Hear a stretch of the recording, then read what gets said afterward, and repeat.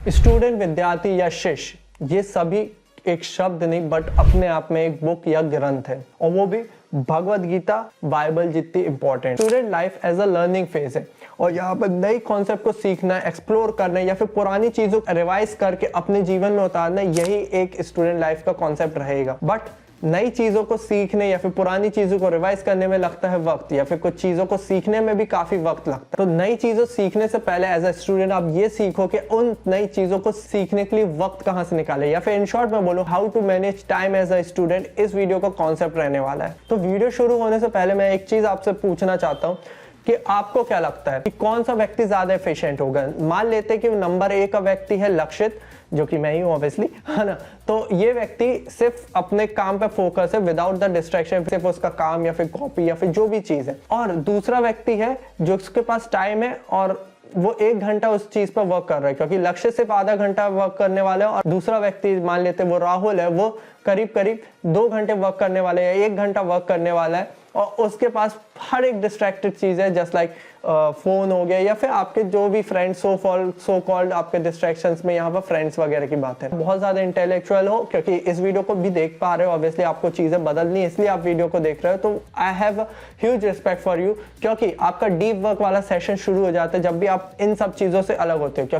क्योंकि हमें पढ़ाई करना है या फिर काम करना है टू एक्सटेंड लेवल के हम उससे इफेक्टिवली काम कर पाए, क्योंकि आपके जितना भी आप इनइफेक्टिव काम करोगे वो इतनी देर में काम हो रहा होगा या फिर पढ़ाई हो रही होगी। तो there is a one concept की स्टडी और वर्क इफेक्टिवली। नाउ मैं स्टडी को इसलिए बोल रहा हूँ बिकॉज एज अ स्टूडेंट आप पढ़ाई भी कर रहे होगे, इवन आप काम भी कर रहे होगे, तो दोनों कॉन्सेप्ट को लेके चल रहे हो जो आपको time management as a student help कर रहा होगा। तो इसके लिए मैंने सिंपल से कॉन्सेप्ट बताया कि आपका एक इफेक्टिव वर्क करना बहुत ज्यादा इंपॉर्टेंट है।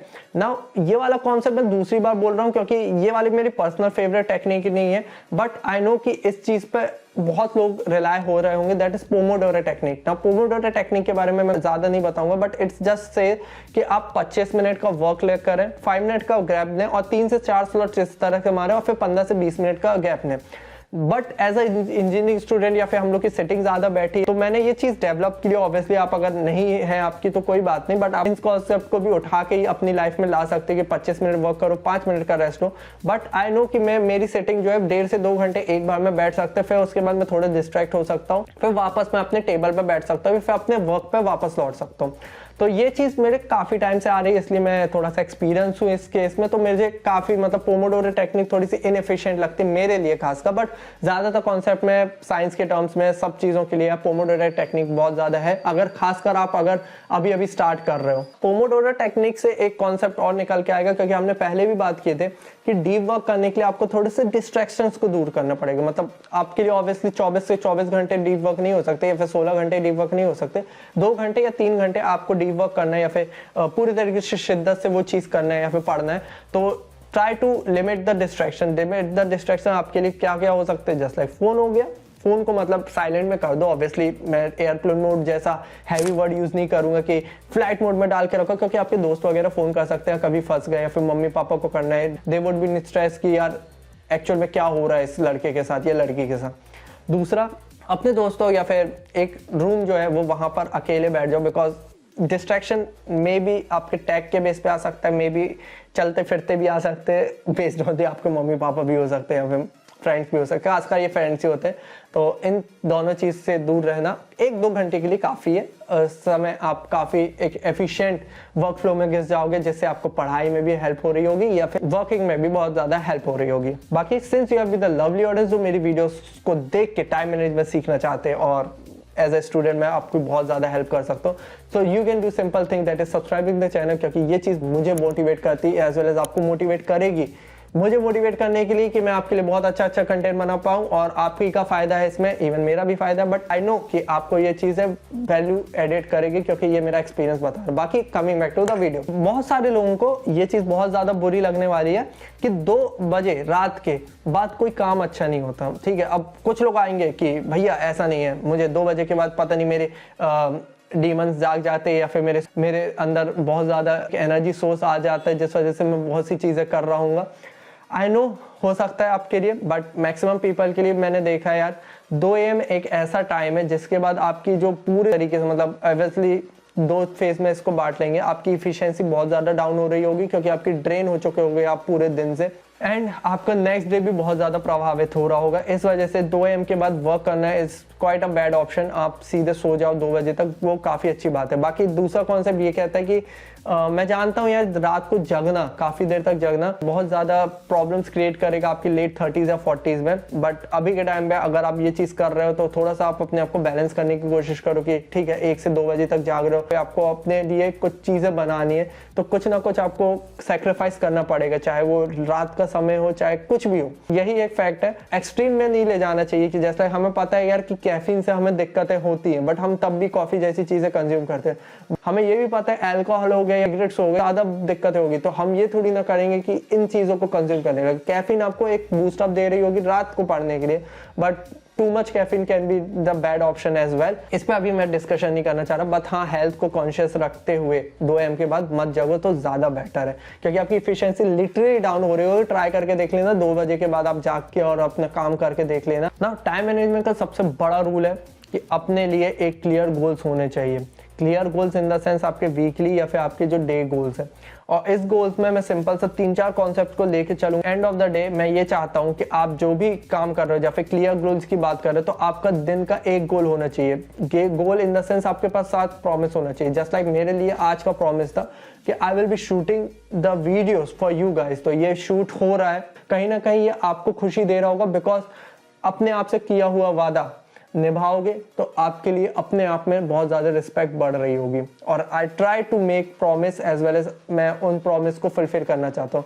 तो एक गोल हमेशा से रखो, मतलब set clear goals in the sense कि हफ्ते में एक गोल रख लो कि यार ये चीज़ करनी है, 2 चीज़ करनी है, ठीक है। और हो सकता है कि आप अपने क्लियर गोल्स रखो for the day as well कि हाँ ठीक है मुझे ये काम करना ही है, ये चीज़ मुझे करनी ही है चाहे कुछ हो जाए।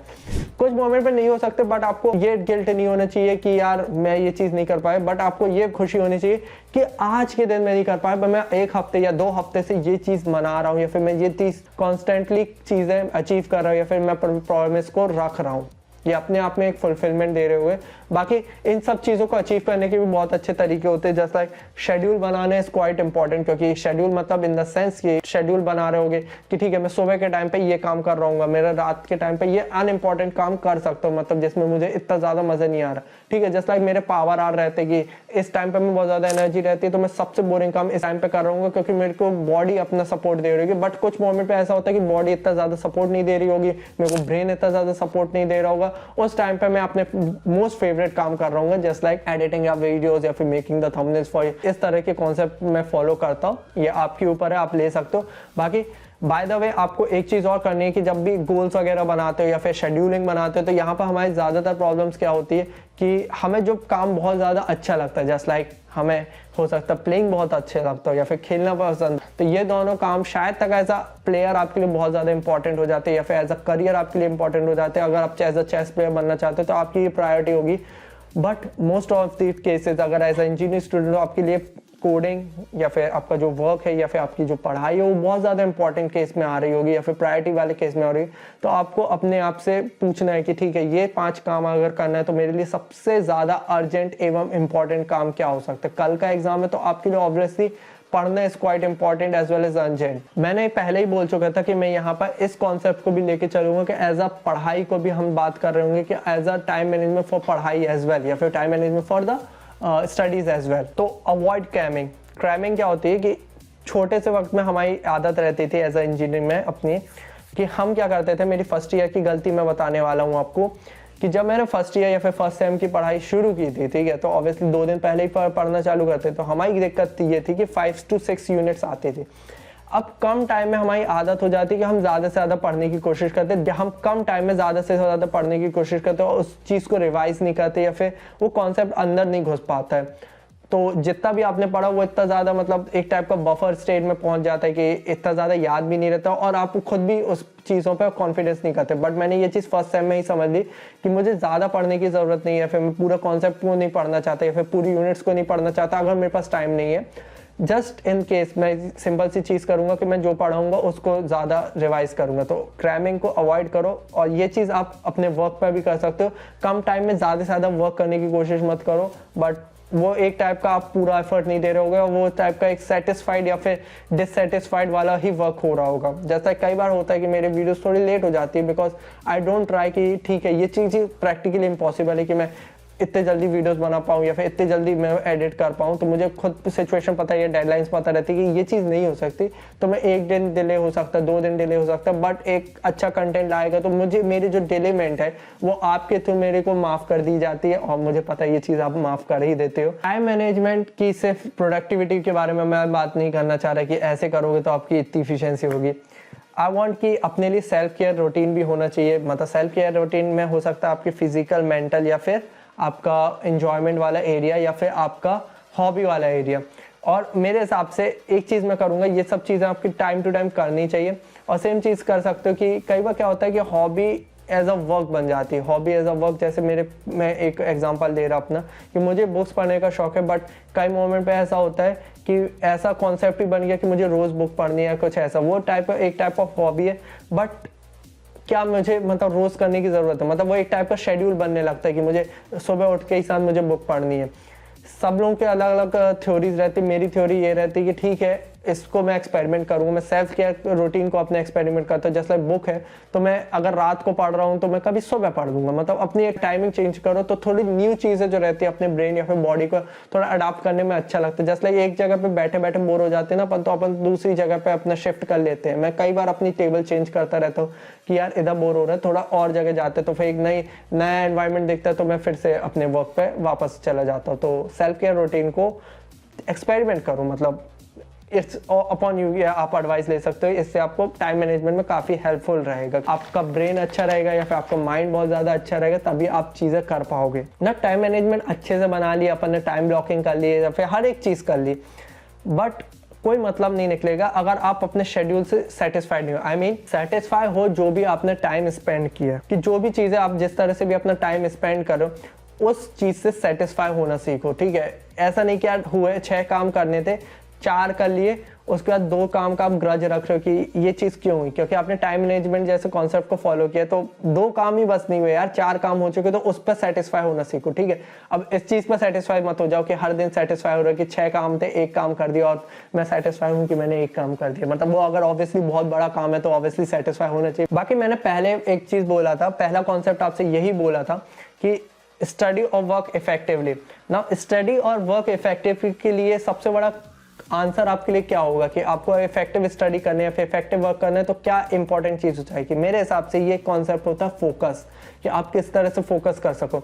बाकी अगर आप सिर्फ 2% ऑफ द अर्जुना फोकस ले आओगे अपने अंदर तो भी आप ये चीज़ कर सकते हो। और इस वीडियो में मैंने यही बात की, how to get the 2% of the focus और लाइक अर्जुना। तो ये चीज़ आपको बहुत बेनिफिट कर रही होगी। बाकी I will see you in this video, till then see you, have a good day. Hare Krishna.